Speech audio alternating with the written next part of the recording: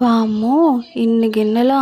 ఇప్పుడు కడగాలా ఇవన్నీ అనిపిస్తుంది. ఇన్ని గిన్నెలు చూస్తే.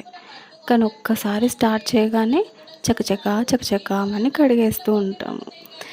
కాకపోతే నాకు అనిపించింది, ఇంట్లో వాళ్ళు ఎవరికి వాళ్ళు తిన్న ప్లేటు వాళ్ళది వాళ్ళు కడిగేసుకుంటే మనకిన్ని కడగాల్సిన అవసరం ఉండదు కదా!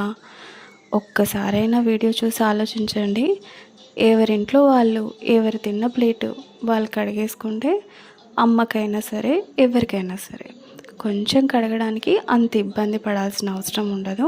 అండ్ పని మనుషులు పెట్టుకోవాల్సిన అవసరం కూడా ఉండదు.